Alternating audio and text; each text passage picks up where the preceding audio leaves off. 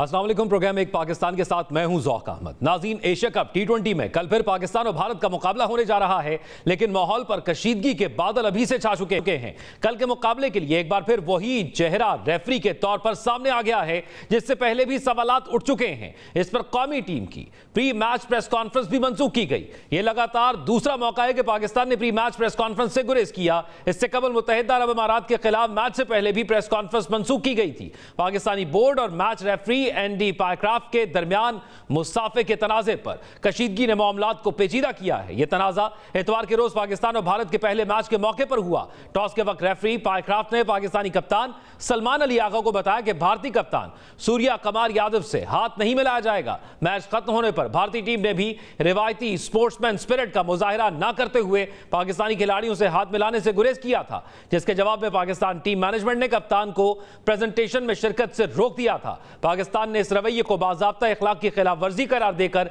Referee की फौरी माजूली का मुतालबा किया था। इसके बाद मुतनाज़े रेफरी ने पाकिस्तानी टीम और मैनेजर से माफी मांगी थी। भारतीय कप्तान सूर्या कुमार यादव ने प्रेस कॉन्फ्रेंस में खिलाड़ियों को मशवरा दिया है कि वो दबाव और शोर शराबे से खुद को दूर रखें। उनसे सवाल हुआ, पहला मैच अच्छा खेला, क्या बाकी भी अच्छा करेंगे? इस सवाल में पाकिस्तानी टीम से हाथ न मिलाने की बात छुपी थी, लेकिन भारतीय कप्तान जवाब गोल कर गए। टूर्नामेंट में अब तक भारत नाकाबिले शिकस्त है, जबकि पाकिस्तान को वाहिद नाकामी भारतीय टीम के हाथों हुई। इस बड़े मैच की टिकट्स की मांग भी आसमान को छूने लगी है। एक टिकट की कम से कम कीमत 350 दिरहम यानी तकरीबन 27,000 पाकिस्तानी रुपए तक पहुंच गई है। अब इसी सूरत हाल पर बात करने के लिए हमारे साथ स्पोर्ट्स एनालिस्ट मिर्जा इकबाल बेग साहब मौजूद हैं, जबकि साबिक टेस्ट क्रिकेटर तौसीफ अहमद साहब हमें ज्वाइन कर रहे हैं। मैं मिर्जा साहब आपसे आगाज करना चाहूंगा। भारत जिसने खेल के मैदान में भी सियासत को लेकर आया, पिछले मैच के अंदर जो मैच के बाद गुफ्तगू की गई, जिस तरह सियासत को बीच में धकेला गया और उसके बाद जो मैच रेफरी का किरदार रहा है, इस तमाम तर सूरत हाल में क्या ये आने वाला मैच भी उसी तरह का देखने को मिलेगा या कोई स्पोर्ट्समैन स्पिरिट भारत की जन्म से हमें नजर आएगा? देखिए, सबसे आम चीज तो ये है कि आईसीसी और पाकिस्तान क्रिकेट बोर्ड के दरमियान जो तनाजा चल निकला है, उसका अंदाजा आप इस बात से लगाएं कि कल के मैच में भी आईसीसी ने एंडी पायक्राफ्ट को मैच रेफरी रखा है, जिससे आप अंदाजा लगा सकते हैं कि आईसीसी पीछे हटने को तैयार नहीं।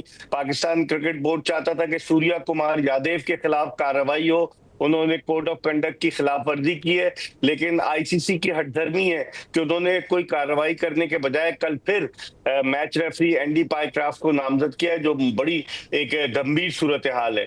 दूसरे, पाकिस्तानी क्रिकेट टीम जो अमूमन नॉर्म्स होते हैं कि मैच से पहले प्रेस कॉन्फ्रेंस होती है, आज पाकिस्तान ने प्रेस कॉन्फ्रेंस कैंसिल कर दी। तो इससे आप टेंशन का अंदाजा लगा सकते हैं कि कितना ज्यादा टेंशन होगा इस मैच में पाकिस्तान और इंडिया के दरमियान। और पाकिस्तानी टीम नेट प्रैक्टिस तो करेगी आज, लेकिन कल मैदान में जब उतरेगी तो क्या सूरत हाल होती है, इसका अंदाजा लगाना बड़ा मुश्किल है। पाकिस्तान क्रिकेट बोर्ड ने एक मोटिवेशनल स्पीकर को लिया है, डॉक्टर राहील को, उनकी खिदमात हासिल की हैं। अब बताएं वो क्या मोटिवेट करते हैं। मेरी तो समझ में नहीं आ रहा कि ये चीजें पहले क्यों नहीं हुई थी, अब किस बात की मोटिवेशन वो देंगे। बहुत सारे मसाइल हैं, कल के मैच के हवाले से देखें कल क्या होता है। अच्छा, मैं ये बिल्कुल ऐसे ही सूरत हाल है। अब देखना यह है कि ये किस तरह पिछले मैच से नतीजा बेहतर हो सकता है। तो तौसीफ साहब, पाकिस्तान और भारत का मैच, और उसका ऑलरेडी एक बहुत बड़ा प्रेशर होता है टीम पर, एक हाइप होती है, पूरी दुनिया उसको देखती है, क्राउड होता है एक बड़ी तादाद के अंदर ग्राउंड में, और उसके बाद इस किस्म की सूरत हाल हो जाना जिसके अंदर हाथ नहीं मिलाए गए, और फिर उसके बाद जो तमाम सूरत हाल हुई, फिर पाकिस्तान का दम एतमाद अंपायर पर, ये किस हद तक ज़्यादा प्रेशर को बढ़ा देता है उस वक्त जो मौजूदा जो टीम पाकिस्तान की जब ग्राउंड में उतरेगी? तो देखिए, बिल्कुल डेफिनेटली फ़र्क तो पड़ता है, ऐसा नहीं है कि नहीं है, लेकिन कल क्या बात हुई है, वहाँ पे 4-5 आदमी ऐसे बैठे थे लास्ट उसमें मैच से पहले, जब हमने वो मैच खेला है, तो पाकिस्तान में भी हमारे नजम शेट्टी साहब और रमीद राजा थे। अब वहाँ पे क्या अंडरस्टैंडिंग हुई है, इकबाल साहब जैसे कह रहे हैं कि बिल्कुल वही रेफरी हैं, तो इसका मतलब है अंडरस्टैंडिंग से ही हुआ है जो कुछ भी हुआ है। और फिर ये कि प्रेस कॉन्फ्रेंस ना करना, वो तो अब क्या वजूहत है, यहाँ बैठ के तो हम नहीं कह सकते, लेकिन ये ज़रूर है कि ये जो कर रहे हैं, और अगर कल कुछ इस तरह की चीज़ हुई तो मेरा ख्याल है कि देखिए आईसीसी का इकबाल जो बात कर रहे हैं ना, इकबाल को भी पता है कि आईसीसी का किरदार तो हमारे लिए बहुत बेकार किरदार है। मैं तो उस आईसीसी को मानता ही नहीं हूँ किसी तरह, इसलिए कि वो हर जगह पे जो है वो यही करते हैं और इंडिया के अंडर में है, सारा वही कर रहे हैं बैठ के और सारा कुछ है। लेकिन अब खेलने का मतलब ये है कि हमने कोई डेफिनेटली उनसे राइटिंग में या ईमेल या जो कुछ भी हुआ है उनसे लिया है। अब अगर ये हरकत कल होती है, ठीक है हाथ नहीं मिला है यार, हमें कोई शौक नहीं है इनसे हाथ मिलाने का, और ठीक है हम अपनी टीम को अच्छा कर लें, हमारी टीम परफॉर्मेंस कर दे। इनको हार अगर एक दफ़ा मिल गई ना, कल इंशाल्लाह हार मिल गई ना अगर इनको, तो ये इनकी आवाज़ें बंद हो जाएंगी। बाकी जगहों पे तो हमने इनको ठीक कर दिया है, बट हमारी टीम जो है इस वक्त बहुत मुश्किलात में है। उनको तो किसी चीज़ का प्रेशर लेना भी नहीं चाहिए ना, उनको क्या लेना देना, जो किया है वो गवर्नमेंट कर रही है हमारी या आगे पीछे देख रही है, ज़रूर फ़र्क पड़ता है, ऐसा नहीं है। लेकिन हमें फोकस अपने खेल पे करना है, और कल इनको अगर आप हरा देते हैं तो मेरा ख्याल है काफ़ी खामोशी हो जाएगी। मैं मिर्ज़ा इकबाल साहब आपसे अगर ये जान सकूं, क्योंकि आज जो प्रेस कॉन्फ्रेंस हुई, भारतीय कप्तान ने जब पाकिस्तान के हवाले से उनसे सवाल किया गया तो उसको उन्होंने हंस के टाल दिया। तो जो फैसला पाकिस्तान ने किया प्रेस कॉन्फ्रेंस का, आपको लगता है कि वो ठीक था कि नहीं करनी चाहिए?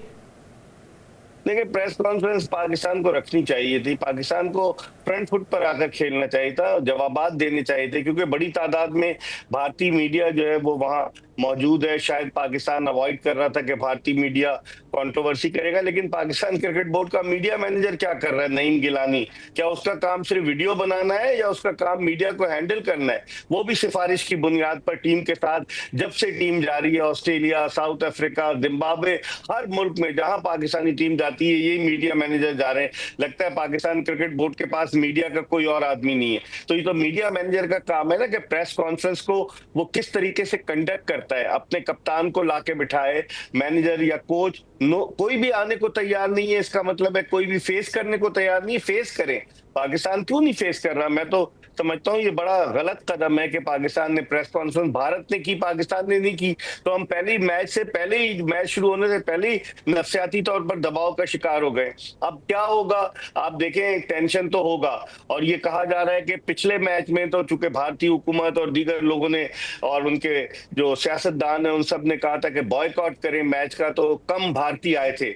लेकिन कल के मैच में तो बहुत बड़ी तादाद में भारतीयों की आमद मुतवक्के है, जिस तरह से वो टिकट्स खरीद रहे हैं। तो मैं समझता हूं कि पाकिस्तान के लिए एक बड़ा चैलेंज होगा और पाकिस्तानी टीम यकीनन नफसियाती दबाव का शिकार होगी। लेकिन एक चीज उसके लिए हौसला अफजा है कि जिस तरीके से ओमान ने फाइट किया कल अबू धाबी में भारत के खिलाफ 21 रन से वो मैच हारा, तो पाकिस्तान के लिए उन्होंने एक सबक दिया है कि अगर आप डिटर्मिनेशन के साथ खेलें तो कोई वजह नहीं कि भारतीय टीम इनविंसिबल नहीं है कि आप उसको हरा ही ना सकें।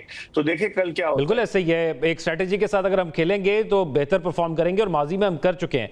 अब तौसीफ साहब, आपको क्या लगता है कि अब कल का जो मैच है वो ऑलरेडी हाइप बहुत ज़्यादा है और होती भी है, हम ऑलरेडी एक मैच एशिया कप का हार चुके हैं भारत के खिलाफ, तो यही टीम के साथ हमें जाना चाहिए? क्योंकि हमारी टीम के अंदर या हमें बॉलर नजर आते हैं या हमें ओपनर नजर आते हैं, मिडिल ऑर्डर के बैट्समैन हमें नजर नहीं आते अपनी टीम में। तो आपको लगता है कि साइम अयूब के साथ ही जाना चाहिए, मोहम्मद नवाज के साथ ही जाना चाहिए, या आपको लगता है कि बैटिंग लाइनअप में तब्दीली करनी चाहिए?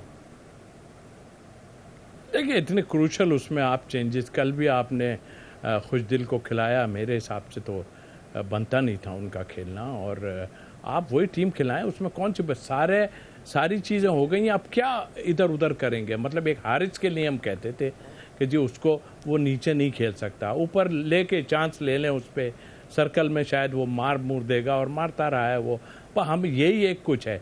बात यह है कि देखिए 130-35 पे हमने उनके 3 आउट कर दिए थे, 130-35 ही रन पिछली दफ़ा किए थे, हमारी पूरी बैटिंग लाइन फेल हो गई थी।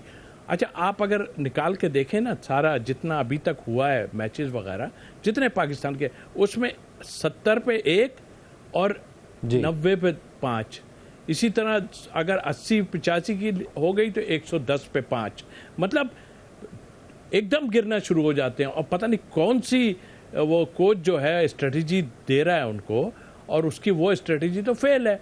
वो पिच को अगर नहीं देखेंगे तो ऐसे भी प्लेयर नहीं है कि नहीं, और उनको प्लेयरों को भी सोचना चाहिए कि आप देखें तो अंदर हो क्या रहा है, आप एवं ही चलाओगे, एवं ही इधर उधर मारने की कोशिश करोगे। उसने अगर कह दिया है तो मुझे नहीं पता कहा कि आप बस छः सर्कल 6 का जो है वो उसको खेलो। भाई सर्कल खेलो, अगर आपको फील हो रहा है पिच ऐसी नहीं है तो आप अपने विकेट तो नहीं गिराओ। देखो आप नीचे, लेकिन एक और चीज कता कलामी की माजरत तौसीफ साहब, यहां पर हमने जो पिछला मैच भारत के साथ देखा 53% डॉट बॉल्स थी। हम वो स्ट्रैटेजी क्यों नहीं अपनाते कि हम सिंगल डबल्स के साथ इनिंग्स बिल्ड करें, जहां पर लूज बॉल मिले फिर उसको शॉट खेल ले? आपने बिल्कुल ठीक कहा, और ये आपकी बीमारी नहीं, ये काफ़ी पुरानी बीमारी है। हमारे ग्रेट प्लेयर जावेद मियांदाद जब ये बात करते हैं कि आपको सिंगल डबल करना चाहिए, देखिए इसमें क्या लॉजिक क्या है, इसमें ये लॉजिक है कि मेरे जैसे बॉलर पे अगर हर बॉल पे रन लेके चला जाएगा ना कोई, तो मैं डिस्टर्ब हूँगा। 3-4 बॉलों बाद मैं कोई नई चीज़ करने की कोशिश करूँगा, उसमें मुझे मार भी पड़ सकती है, चौका भी। तो ये इनकी स्ट्रेटजी नहीं है, इनकी ये है कि बस चलाए जाओ।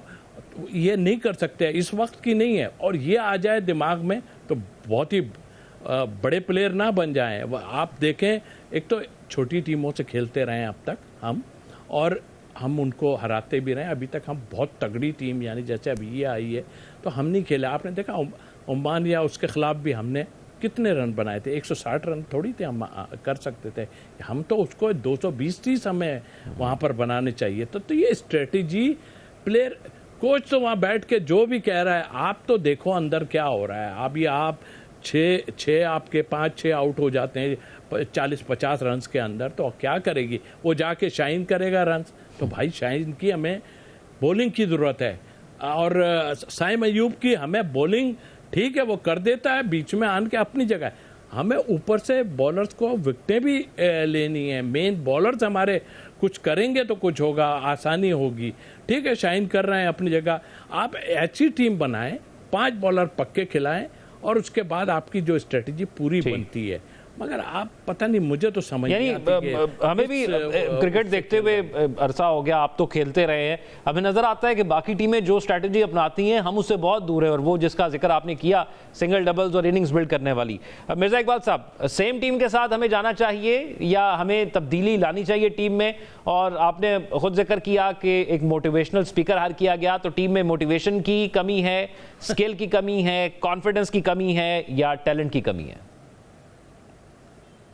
बहुत सारी चीजें इकट्ठी हो जाएंगी रॉक, और अगर इन सारी चीजों को आप इकट्ठा करें तो बड़े मसाइल पाकिस्तान के लिए होंगे। मैं समझता हूं कि चेंज कल क्या करता है पाकिस्तान, किस तरीके से, क्या हारिस रऊफ को पाकिस्तान खिलाता है या नहीं खिलाता। हारिस रऊफ की स्पीड बहुत ज्यादा है, ये सब डिपेंड करता है पिच पर, क्योंकि दुबई में मैच है तो दुबई की पिच आमतौर पर स्पिनर्स के लिए ज्यादा बेहतर स्लो विकेट है, और इस स्लो विकेट पर पाकिस्तान अपना हतमी कॉम्बिनेशन तो कल मैच से पहले ही जो है वो बताएगा। लेकिन पाकिस्तान के लिए बड़ी परेशानियां हैं, कप्तान आपका कुछ करके नहीं दे रहा। उसने एक ही मैच में 50 किए थे, वो भी ट्राई नेशन सीरीज के। कप्तानी भी उसकी कोई झलक नजर नहीं आ रही। वो चिंगम चबाता रहा था पहले, अब उसके बाद उसने चिंगम चबाना छोड़ दी है। लेकिन वो जिस तरह की चीजें कर रहा है ना, वो प्रेशर डालता है। 128 का टारगेट था भारत के खिलाफ, पाकिस्तान ने कोई प्रेशर नहीं डाला, तो कप्तान पर भी क्वेश्चन मार्क है। लास्ट ईयर नवंबर में तो सलमान अली आगा ने अपना T20 डेब्यू किया था, उसको कप्तान आपने बना दिया, उसने कहा कप्तानी की इससे पहले। तो बहुत सारे ब्लंडर्स किए हैं पाकिस्तान क्रिकेट बोर्ड ने। दुआ करें, बीइंग अ पाकिस्तानी, हमारी आपकी सबकी ये ख्वाहिश है कि पाकिस्तान भारत को हराए, लेकिन जो हालात जा रहे हैं, जिस सम्त में, जिस नहज पर जा रहे हैं, उससे तो ये काम बड़ा मुश्किल नजर आ रहा है। बिल्कुल मुश्किल तो नज़र आ रहा है, लेकिन नामुमकिन नहीं है।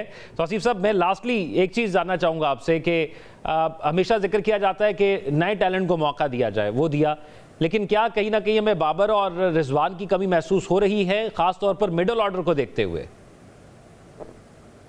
देखिए, अभी तो आप देख के आपको फील हो रहा है कि हाँ भाई मुश्किलात है। लेकिन मैं एक चीज़ कहता हूँ, जो कि बीइंग ए सिलेक्टर, मैं सिलेक्टर भी रहा हूँ, या हम काफ़ी टाइम इनको कहते रहे कि जो फर्स्ट क्लास के प्लेयर हैं उनको ट्राई करें। बहरहाल हमारी भी गलती इसमें होगी डेफिनेटली, लेकिन हम उनको इंसिस्ट करते रहें। मगर बात यही है कि ये प्लेयर तैयार ही नहीं होते। कप्तान जो है वो अपनी मर्जी, और हर हमारे टाइम से भी कप्तान जो है, और कोच, हमारे टाइम में कोच तो नहीं था, लेकिन कप्तान और कोच को कहा जाता है भाई आप ही अंदर खिलाने वाले हो, बताओ। हम उनको टीमें देते रहे, वो लेकिन पता नहीं रिजर्वेशन हमें ऐसी नजर, फिर आपकी पॉलिटिक्स यार। अभी इस वक्त मैं सोच रहा हूँ कल बहुत अच्छा मैच है और हमें थोड़ा शुभ शुभ बात करें तो अच्छा है, इसलिए मैं थोड़ा चाहता नहीं है इनको। हालांकि जो इकबाल ने पॉइंट आउट की हैं चीज़ें वो सारी कुछ मौजूद हैं। अब चेयरमैन साहब कहते हैं कि जी इन पे ज़्यादा ख़राब करेंगे तो ख़राब तो बोलना पड़ेगा ना चेयरमैन साहब। हम पाकिस्तानी हैं, हमें खुशी है और इंडिया से ख़ास तौर पे हमें वो है कि हम इनको किसी तरह मारें, क्योंकि हमने तो उनके सामने हार देखी ही नहीं है ना, हमने तो उन्हें तबीयत से मारा है एक टाइम में। तो अब मुश्किल ये है कि जिस पोजीशन के लिए हम खेल रहे हैं वही नहीं हमारे पास है, यानी कि हमारी टीम में मुश्किलात हैं बहुत, लेकिन ये वो प्लेयर हैं जो फर्स्ट क्लास से खेल के आ रहे हैं, इन्होंने परफॉर्मेंसेस की हैं। वो अलग है कि पॉलिटिक्स की वजह से किसको क्या कर दिया, किसको क्या कर दिया, कहाँ से ला के बिठा दिया, जो भी हुआ। बिल्कुल ऐसे ही है, उम्मीद तो बहुत अच्छे की है। इंशाल्लाह पाकिस्तान जो है ये मैच भी जीतेगा। पिछले मैच की तरह हमें नताइज नज़र नहीं आएंगे और उम्मीद करते हैं कि जिन प्लेयर्स से उम्मीदें हैं वो। ब्रेक के बाद खुशामदीद नाज़रीन। एक तरफ पाकिस्तान दिफाई और सिफारती महाज पर कामयाबियां समेटता जा रहा है, दूसरी जानिब भारत की सियासी, सिफारती, दिफाई और मुआशी मुश्किलात बढ़ती ही जा रही हैं। भारत के अंदर वोट चोरी के इल्जाम लग रहे हैं, भारत की कारोबारी सरगर्मियां पाबंदियों की जद में आ रही हैं, भारतीय शहरियों की बैरून मुल्क नौकरियां मुतासर हो रही हैं, भारतीय वजीर आजम पर तनकीद हो रही है, भारत की आलमी दहशतगर्दी पर सवाल उठ रहे हैं और पाकिस्तान सऊदी अरब दिफाई मुआहदे के बाद भारत में तशवीश की लहरें दौड़ रही हैं। भारत को बड़ा मुआशी झटका अमरीकी सदर ट्रंप के एक और इकदाम से लगा है। अमेरिका में H-1B वीजा पर सालाना $1 लाख फीस आयद कर दी गई है। यह वीजा अमेरिकी कंपनियों को इजाजत देता है कि वो गैर मुल्की मुलाजमीन को अपने यहां नौकरियों पर रख सकें, लेकिन अब कोई अमेरिकी कंपनी किसी गैर मुल्की को मुलाजमत देगी तो हर साल अमेरिकी हुकूमत को $1 लाख फीस अदा करना होगी। बहुत शुक्रिया सरदार साहब आपके वक्त का। सरदार साहब ये फरमाइएगा, भारत जो कि पूरी दुनिया के अंदर अपनी अना की वजह से इस सूरत हाल तक पहुंच चुका है, ये जो हालिया इकदाम यूनाइटेड स्टेट्स ऑफ अमेरिका ने उठाए हैं, खासतौर पर ये वीजे की पाबंदी के हवाले से या उसकी फीस में इजाफा करने के हवाले से, ये किस हद तक मजीद मुश्किलात पैदा कर रहे हैं भारत के लिए? अब तक जो भी वीज़ा इस्तेमाल हो रहे थे, आदाद शुमार के मुताबिक 73% उससे हिंदुस्तानी मुस्तफ़ीद हो रहे थे और उनके ऊपर बहुत से इल्ज़ामात भी थे अमेरिका में कि इस वीज़े का गलत इस्तेमाल किया जा रहा है। उसमें अमेरिकी नौजवान लोग जो हैं, अमेरिका के अपने शहरी जो हैं, उनको बिजनेसेस से खारिज किया जा रहा है। एक मंसूबे के तहत जो है भारत से इंडियंस लाए जा रहे थे और इंडियंस के अलावा भी बहुत से मुल्कों को दे रहे थे, तो इसका अब्यूज़ भी हो रहा था। तो इस वजह से वो मुतासर होंगे, दूसरे नंबर पे चीनी मुतासर होंगे, लेकिन हिंदुस्तान का बहुत बड़ा हिस्सा है। आपने खुद ही ये कहा है, जो आपने अभी थोड़ी देर पहले आपने इब्तदाई में कहा है, वो ये है कि भारत जो है एक उसकी रऊनत और घमंड और दूसरे उसकी मिस कैलकुलेशंस, उसने मिस कैलकुलेट किया हुआ था कि जो अमेरिका को उसने धोखा दिया हुआ है कि मैं चीन को गिराऊंगा, या उसके अलावा जो है रूस के साथ ताल्लुकात थे अमेरिका का स्ट्रेटेजिक पार्टनर होने के बावजूद, या अरब मुल्कों के साथ भी दोस्ती थी और इसराइल के साथ भी दोस्ती थी, और फिर ये उनसे सरमाकारी भी करवाई और अपने जो है इसराइल के साथ पिंगे बढ़ाता रहा।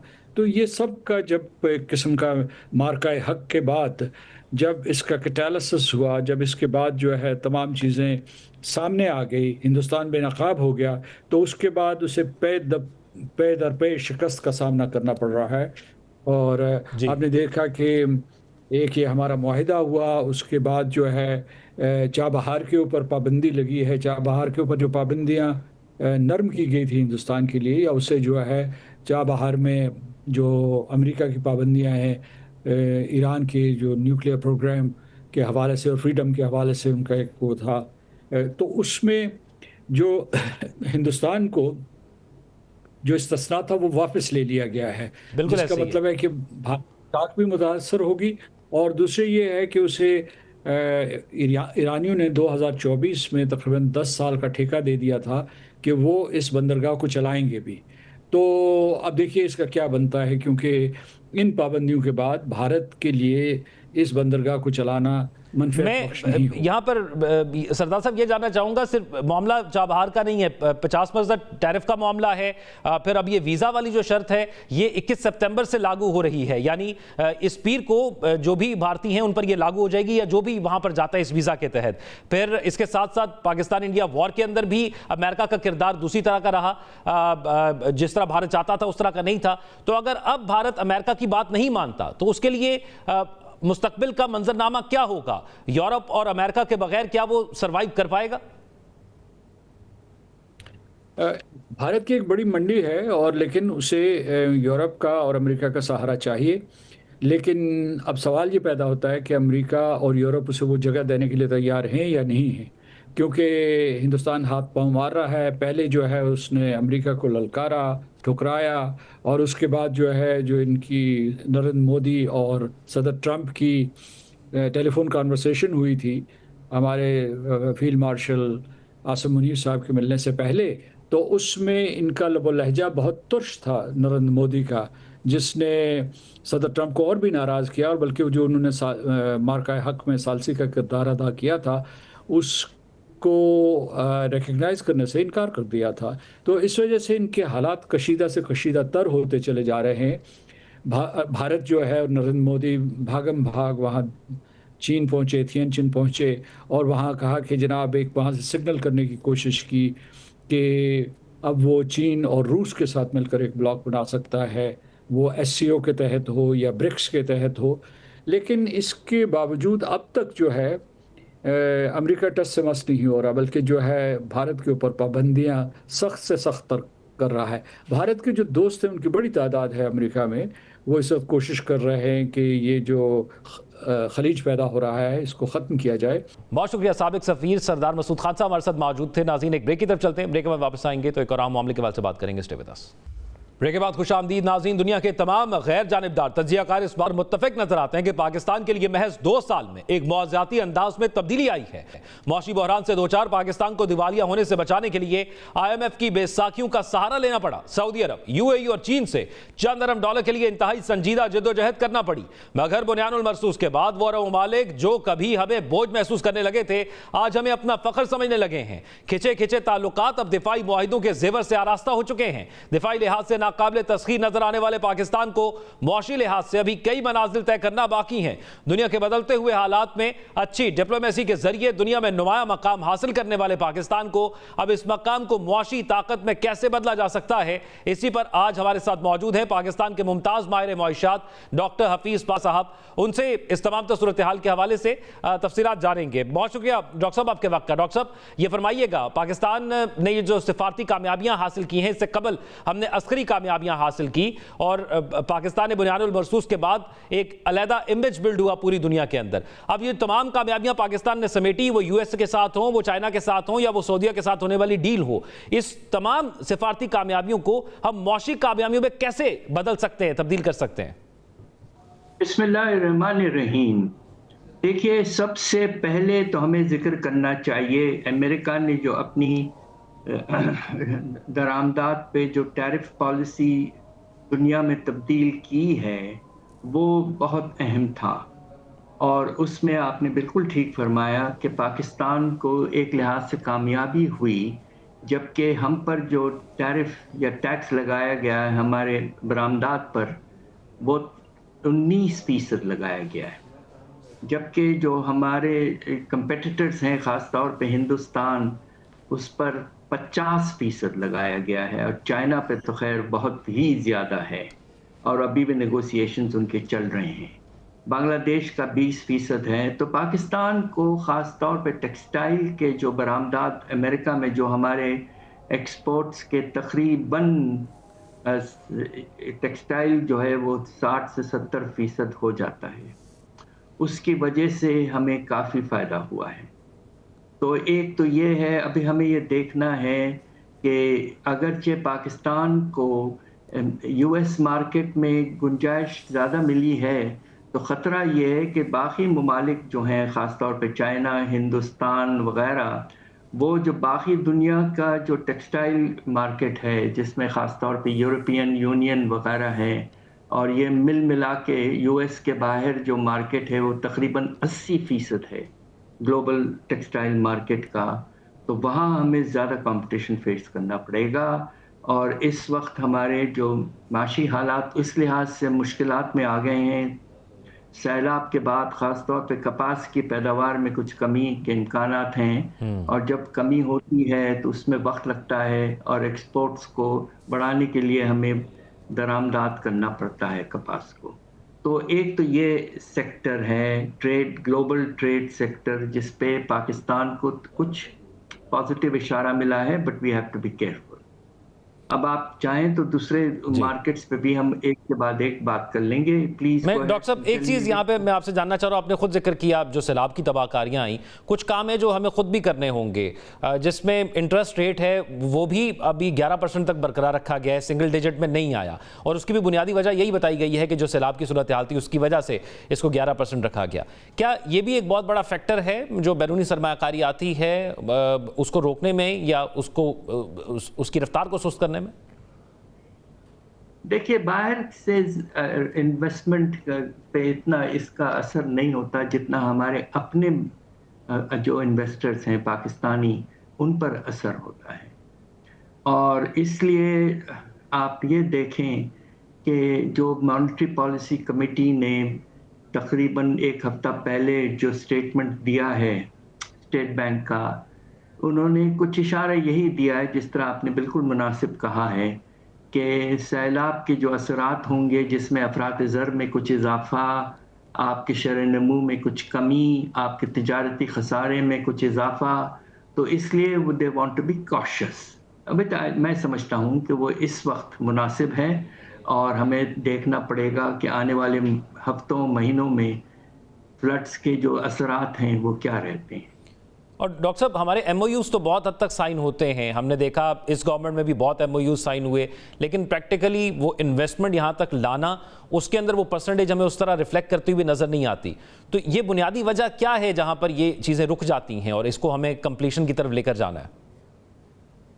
देखिए, इसमें जो है कि माशाल्लाह कुछ अर्सा पहले पाकिस्तान ने एक बड़ा मुस्तहकम इदारा कायम किया था जिसका नाम था SIFC, जिसे कि स्ट्रेटेजिक इन्वेस्टमेंट काउंसिल एक लिहाज से। और इस पर ख्याल ये था कि जो भी इक़दामात हमें लेने पड़ेंगे फॉरेन डायरेक्ट इन्वेस्टमेंट को अट्रैक्ट करने के लिए, वो उसके पॉलिसीज़ वगैरह वो SIFC तय करेगी।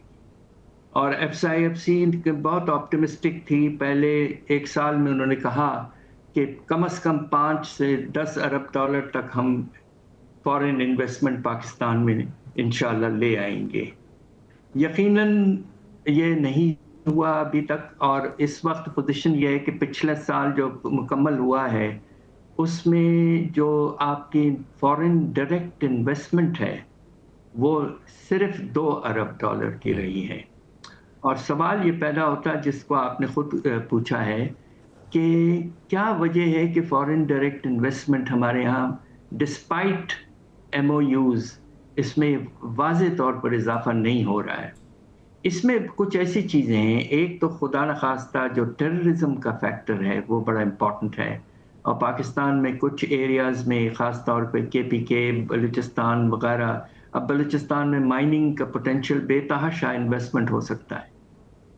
तो एक तो ये फैक्टर है। दूसरा फैक्टर ये है कि जो इकोनॉमिक आपके जो सिचुएशन है, और हुआ ये कि हमने 2022 में एक बहुत बड़ी गलती की, और वो किए कि फॉरेन जो हमारे कंपनीज पाकिस्तान में हैं उनकी प्रॉफिट्स के रिपैट्रिएशन रोक दिया था।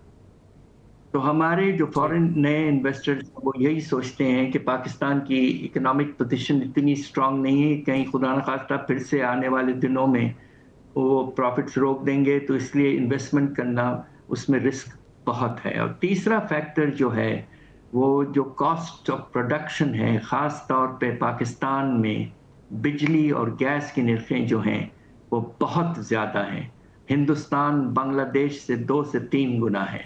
तो इसलिए हमारे यहाँ इन्वेस्टमेंट में कमी इसलिए आती है कि कॉस्ट है वो ज़्यादा है।